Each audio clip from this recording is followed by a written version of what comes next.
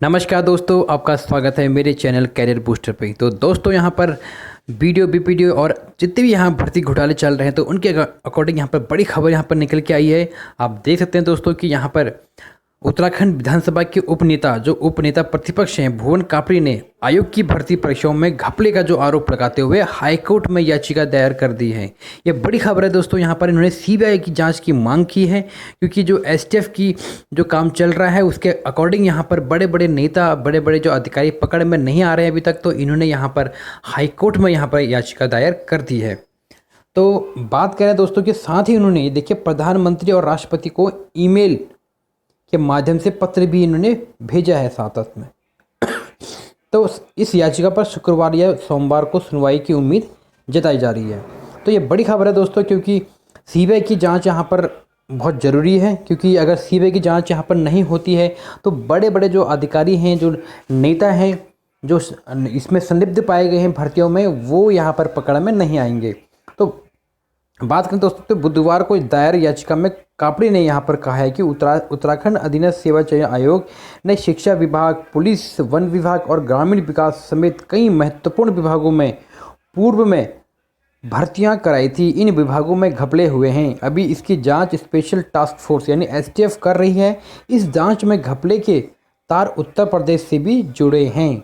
तो इस मामले में उत्तराखंड और यूपी के कई घपलेबाजों को गिरफ्तार भी किया जा चुका है।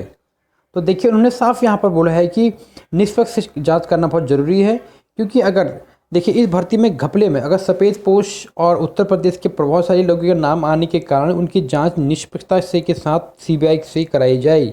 उन्होंने इस प्रकरण में प्रधानमंत्री नरेंद्र मोदी का नाम भी यहाँ पत्र लिखा है। देखिए यहाँ पर पश्चिम बंगाल से भी ज़्यादा बड़ा है, यानी आप देख सकते दोस्तों कि उत्तराखंड में जो इतना बड़े घोटाले हुआ है, भर्ती घोटाले, ये यहाँ पश्चिम बंगाल से भी बहुत बड़ा यहाँ पर हुआ है। इन्होंने यहाँ पर ये बात बोली है। तो उन्होंने बोला कि जो बंगाल में शिक्षक भर्ती घोटाले की सीबीआई जांच कराई जा रही है, लेकिन उत्तराखंड में सामने आया भर्ती घोटाला काफ़ी उससे बड़ा है, तो उसकी जांच क्यों नहीं की जा रही है। अगर कहीं भी और जगहों पर यहाँ पर घोटाले होते हैं तो केंद्र यहाँ पर सीधे सीबीआई की जांच बिठा देता है, वो भी किसी दूसरे, अगर कोई और पार्टी के वहाँ पर अगर राज्य है, वहाँ पर अगर किसी दूसरे राज्य, कोई राज्य में अगर कोई दूसरी पार्टी वहाँ पर अगर है तो वहाँ पर सीधे सीबीआई जांच हो जाती है। लेकिन अगर अपने ही इनके यहाँ पर बीजेपी की यहाँ पर पार्टी है, बीजेपी के अगर वहाँ पर शासन चलता है किसी राज्य में, तो वहाँ पर सीबीआई जांच नहीं होती है। तो ये बहुत बड़ा सवाल है। तो कापड़ी ने कहा कि एसटीएफ के अधिकार सीमित, यानी इससे पूर्व 28 अगस्त को कापड़ी ने हल्द्वानी के प्रेस वार्ता में कहा था कि एसटीएफ के अधिकार सीमित हैं, वह हुक्मरानों पर कार्रवाई करेगी या नहीं इसका अंदाज़ा नहीं है।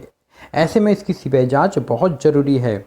तो देखिए उन्होंने यहाँ पर साफ ये भी बोला है कि 2 राज्यों की मामले की जांच सीबीआई को देना बहुत उचित है, क्योंकि इसके तार यूपी से जुड़े हैं और आगे आगे हो सकता है किसी और राज्य से भी जुड़े हैं। तो यहाँ पर इन्होंने सीबीआई की जांच मांग करना यहाँ पर हाईकोर्ट में याचिका दायर कर दी है। वो बहुत ही अच्छी बात है दोस्तों, क्योंकि सीबीआई अगर जाँच यहाँ पर करेगी तो इससे कितने जो बड़े बड़े नेता हैं, ये बार बार मैं बोले जा रहा हूँ, तो उससे आपको सभी को पता है कि कितना इससे फ़ायदा होने वाला है उत्तराखंड को।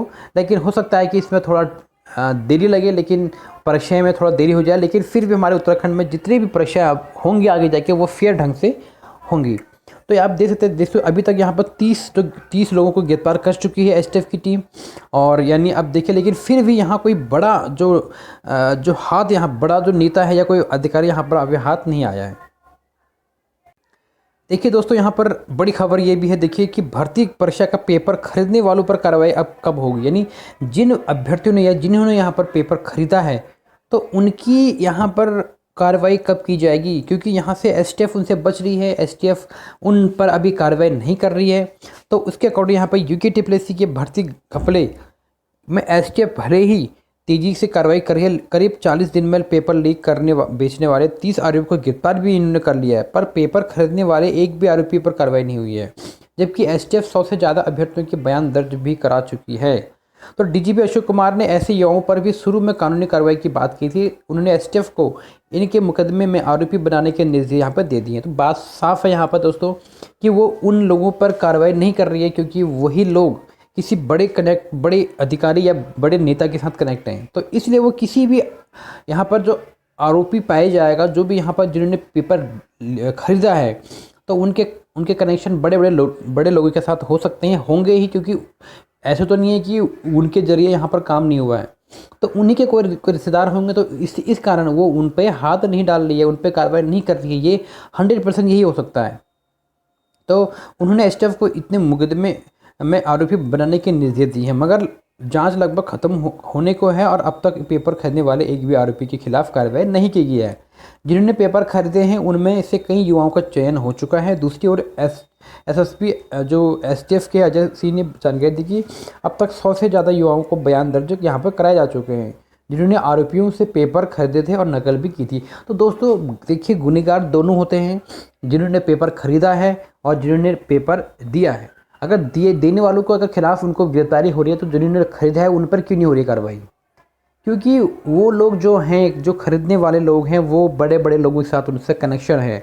अगर वो पकड़े, अगर सामने उनका नाम अगर उनका खुलासा हो जाएगा, तो उनका कनेक्शन बड़े बड़े जो अधिकारी से भी और बड़े बड़े नेताओं के साथ भी कनेक्शन हो जाएगा। तो इस डर से वो एसटीएफ उनके नाम नहीं बता रही है। ये हम नहीं, ये रियल बात हो रही है, ऐसा ही हो रहा है। वरना अभी तक जिन्होंने पेपर खरीदा उनका एक का भी नाम क्यों नहीं आया है?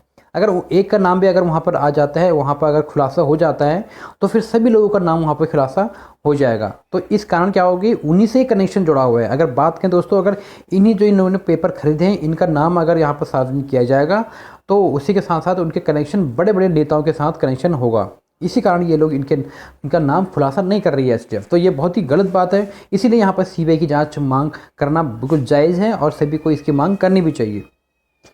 तो देखिए दोस्तों, अब यहाँ पर देखिए जो अशोक कुमार ने क्या बोला है, यहाँ पर जो डीजीपी है, पेपर खरीदने वाले अभ्यर्थी भी आरोपी बनाए जाएंगे, लेकिन उनकी धोखाधड़ी इसमें गिरफ्तारी का प्रावधान नहीं है। तो इनका नाम मुकदमे में शामिल करके चार्जशीट दाखिल की जाएगी। इस मामले में कोई भी आरोपी बच नहीं सकेगा, लेकिन इनका नाम भी सार्वजनिक करना चाहिए, क्योंकि पता तो चले कि कौन कौन लोग हैं जिन्होंने पेपर खरीदा है। और इतने बड़े लोगों जो इतने बड़े मेहनती लोगों का, जिन्होंने मेहनत करके ये एग्ज़ाम निकाला है, और जिन लोगों ने मेहनत करके बहुत मेहनत की, उनके पेट पर कौन लात मार रहा है, तो उनके बारे में पता होना चाहिए। दोषी दोनों हैं, पेपर लेने वाले भी, पेपर खरीदने वाले भी। और देखिए दोस्तों, यहाँ पर देखिए बड़ी खबर, देखिए दोस्तों, भर्ती घपले के खिलाफ सड़कों पर उतरे राज्य आंदोलनकारी। यहाँ पर आप देखिए दोस्तों, विरोध प्रदर्शन करते हुए विधानसभा को किया कुछ, उठाई कई कड़ी कार्रवाई की मांग। यहाँ पर देखिए सभी आंदोलनकारियों ने यहाँ उत्तराखंड की विधानसभा में मनमानी भर्तियों के खिलाफ भी बुधवार को कूच किया है। वे विधानसभा के मुख्य द्वार पर बजाय पिछले दरवाजे को तराशने निकले, जिससे बैकडोर एंट्री का आरोप लगाया जा रहा है। राज्य आंदोलनकारी मंच के सही स्मारक सभागार में उत्तराखंड के 30% आरक्षण पर रोक महिलाओं के 30% आरक्षण पर रोक, भर्ती घपले और विधानसभा में बैकडोर भर्ती जैसे अन्य विषयों पर इन्होंने बैठे बिठाए और इनके साथ साथ विधानसभा जाने का निश्चय भी इन्होंने किया। बात करें इन्होंने यहाँ पर देखिए, यहाँ बुधवार को भर्ती घोटाले को लेकर विरोध प्रदर्शन करते समय राज्य आंदोलनकारी के दौरान उन्होंने नारेबाजी भी की और गंभीर आरोप भी यहाँ पर लगाए हैं। सही है दोस्तों, ऐसा करना, अब ऐसा करना ही पड़ेगा। आप सभी को यहाँ पर सड़कों पर उतरना पड़ेगा, अपने हक की लड़ाई यहाँ पर खुद लड़नी पड़ेगी, क्योंकि यहाँ पर जो भी ऊपर बैठे हुए हैं, कोई भी आपका साथ देने वाला नहीं है, क्योंकि वो यहाँ पर खुद आरोपी हैं, खुद भ्रष्टाचारी हैं। जब वो खुद ही यहाँ खुद लोग बड़े, जिनसे आप उम्मीद लगाए बैठे हैं, जिनको आप वोट देते हो, अगर वही लोग यहाँ पर भ्रष्टाचार में लिप्त हैं, तो फिर आपको खुद अपने हिसाब से अपना खुद सड़कों पर उतरकर आंदोलन करना पड़ेगा। तभी आपकी मांग यहाँ पर पूरी होगी, और तभी आपको अपने हक की लड़ाई, आपको अपना जो आपका हक है वो आपको मिलेगा। आप लोगों ने मेहनत कर की है, पढ़ाई कर की है, जो एक सिस्टम तरीके से आपने वो काम किया है, तो आपको उसका फल मिलना चाहिए। अब जितने भी हमारे अभ्यर्थी हैं जो मेहनत करके यहाँ पे एग्ज़ाम निकालते हैं या निकल रहे हैं या मेहनत कर रहे हैं, उन लोगों के लिए यहाँ पर संदेश दे रहा हूँ कि आप सभी को सड़कों पर उतरना पड़ेगा, इनके खिलाफ आपको आना पड़ेगा, तभी आपका भविष्य भी यहाँ पर सुधरेगा। अगर आपको उत्तराखंड में सरकारी जॉब करनी है, लेकिन अगर ऐसे ही चलता रहा तो आप अपनी उत्तराखंड में सरकारी जॉब करने की उम्मीद छोड़ दीजिए। लेकिन आपको सभी को एक साथ मिल के आपको इसका सामना करना है और अपने हक की लड़ाई खुद लड़नी है, और सभी को यहाँ पर सड़कों पर उतरना पड़ेगा, क्योंकि ये आपके भविष्य का सवाल है।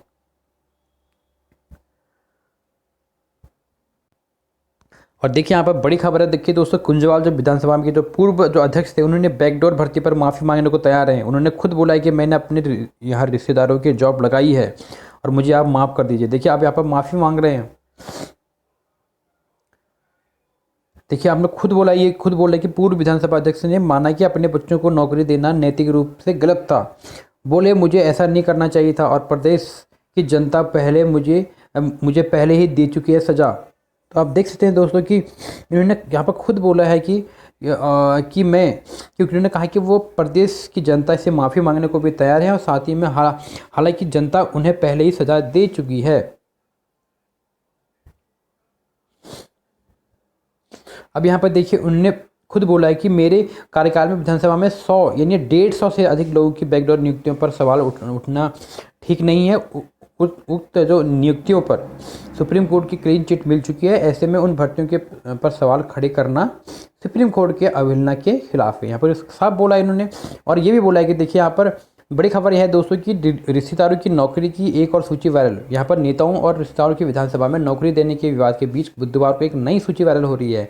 इनमें से एक ही उपजाति के कई लोगों की शिक्षा विभाग में नौकरी दिया जाना दावा किया जा रहा है। इस बार भाजपा जो सरकार के मंत्री रहे एक नेता पर आरोप है कि उन्होंने यूपी बिहार लोगों को नौकरियां बांटी हैं। देख सकते हैं दोस्तों यहाँ उत्तराखंड के लोगों की जॉब नहीं है, आप बाहर के लोगों को आप जॉब बांट रहे हैं, यूपी बिहार लोगों के ऊपर हो रहे हैं। तो सोशल मीडिया पर लोग इस पर प्रतिक्रिया भी दे रहे हैं।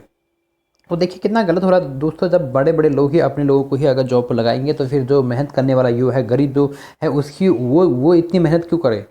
तो वो इतनी मेहनत करके जॉब की सपने देखता है सरकारी जॉब के, लेकिन उनके सपने ये सब ख़त्म कर देते हैं। और यहाँ पर देखिए दोस्तों, यहाँ पर युवाओं ने यहाँ पर चितेई गोलू देवता मंदिर में लगाई है अर्जी। भर्ती घोटाले विष और भर्तियों पर गुस्सा इन्होंने यहाँ पर जताया। देखिए यहाँ पर हमारे जो गोलू देवता जी हैं, क्योंकि ये न्याय का देवता माना जाता है, तो यहाँ पर जितने भी लोग जाते हैं अपनी अर्जियाँ लगाते हैं तो उनकी अर्जियाँ यहाँ पर पूरी हो जाती हैं, क्योंकि वो हमारे न्याय के देवता हैं। तो देखिए यहाँ पर देखिए UKTPSC भर्ती मामले में बेरोजगार युवाओं ने यहाँ पर एक बहुत बड़ा मोर्चा खोल दिया है। और बुधवार को युवाओं ने चितेई स्थित गोलू देवता मंदिर में अर्जी लगाकर न्याय की गुहार लगाई है और परीक्षा भर्ती घोटाले समेत विधानसभा के बैकडोर भर्ती के खिलाफ रोष जताया है। जल्द ही CBI जांच की मांग की उठाई है। साथ ही गोलू देवता से प्रार्थना की है कि भ्रष्टाचारी लोगों को आतंक से यहाँ उत्तराखंड को निजात दिलाए। तो देखिए दोस्तों, अब हमारा जो युवा है, बेरोजगार युवा, किस हद तक अब जाने की कोशिश करेगा, क्योंकि अगर उनको सभी को अगर न्याय चाहिए, अपने हक अगर उनको चाहिए तो उनको किसी भी हद तक गुजरना पड़ेगा। मैं आप सभी के लिए बोलने जा रहा हूँ, क्योंकि आप सभी को अपनी हक की लड़ाई खुद लड़नी है और खुद से जिस हद तक जाना हो आपको उस हद तक जाना पड़ेगा। सिर्फ इन भ्रष्टाचारियों को जेल में डालना है कैसे भी करके, क्योंकि इन्होंने आपका इतना समय बर्बाद किया है। इतनी आपका समय बर्बाद करके देखिए, इतना आपको प्रॉब्लम में सिलेक्शन होने के बाद भी आपको इतना उधर दूर तक लोगों के पास जाना पड़ रहा है अपनी ज्वाइनिंग के लिए। और जिनका नहीं हुआ है 0.5 से, 1 नंबर से, 2 नंबर से, इस नॉर्मलाइजेशन के चक्कर में आपके कितनों का सिलेक्शन नहीं हुआ है, वो लोग भी सभी लोग मेहनती हैं। यहाँ पर उत्तराखंड के युवा सभी लोग मेहनती हैं और सब लोग अच्छे से मेहनत करके पास हुए हैं। और जिन लोगों ने यहाँ पर बैकडोर एंट्री कर रखी है उन सभी को भी यहाँ सज़ा मिलनी चाहिए, जिन लोगों के कारण इतना बड़ा यहाँ पर घोटाला हुआ है। तो आप सभी को CBI जांच की मांग करनी है। CBI जांच यहाँ पर देखिए हो जाएगी तो कितने लोगों का यहाँ पर जेल के अंदर होंगे। तो दोस्तों, आपको सभी को अपने हक की लड़ाई लड़ने के लिए सड़कों पर उतरना पड़ेगा और यहाँ पर बड़ा आंदोलन करना पड़ेगा। यहाँ पर देखिए कितनी मुहिम चलाई जा रही है। बेरोजगार संघ ने भी यहाँ बेरोजगार संघ ने भी बहुत बड़ी मुहिम चला रखी है। आप उसको देखिए और सभी को एक साथ होके एकजुट होके आपको यहाँ पर बहुत बड़ा आंदोलन करना है, ताकि इनकी यहाँ पर जो लोग यहाँ पर बैठे हैं, जो लोग यहाँ पर आपकी नौकरी को खाकर बैठे हैं, उनको सभी को जेल में पहुँचाना है। तो फ्रेंड्स, आज के लिए इतना ही। मिलते हैं आपको नेक्स्ट वीडियो में, तब तक के लिए धन्यवाद।